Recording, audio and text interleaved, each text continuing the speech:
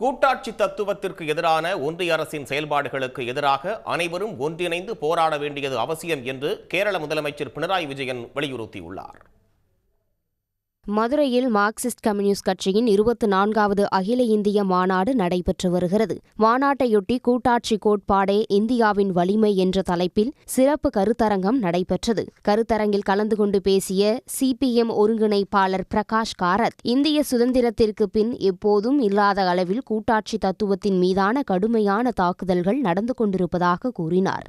All the states which are run by the non-BJP parties, the opposition parties, they are being discriminated against to the extent that even when there is a natural calamity or a disaster, these states, the non-BJP ruled states, are deprived of the funds which are essential.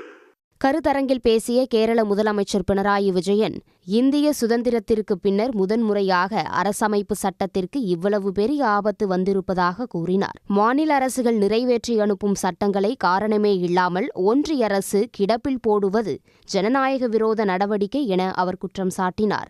And insisting that states act as brand ambassadors of the ruling party at the center cuts at the root of federalism and democracy.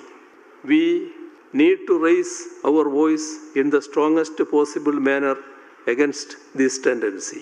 இந்தியாவின் பன்முகத்தன்மையை காப்பாற்ற எதிர்க்கட்சிகள் அனைத்தும் ஒன்றிணைந்து போராட வேண்டுமென கர்நாடக உயர்கல்வித்துறை அமைச்சர் சுதாகர் வலியுறுத்தினார். முன்னதாக சென்னையில் கால்மார்க்ஸ் சிலை அமைக்கப்படும் என அறிவித்த முதலமைச்சர் மு.க.ஸ்டாலினுக்கு நன்றி தெரிவிக்கும் வகையில் கருத்தரங்கில் பங்கேற்ற அனைவரும் எழுந்து நின்று மரியாதை செலுத்தினர். உடனுக்குடன் செய்திகளை தெரிந்து கொள்ள சன் நியூஸ் பெல் ஐகானை கிளிக் பண்ணுங்க.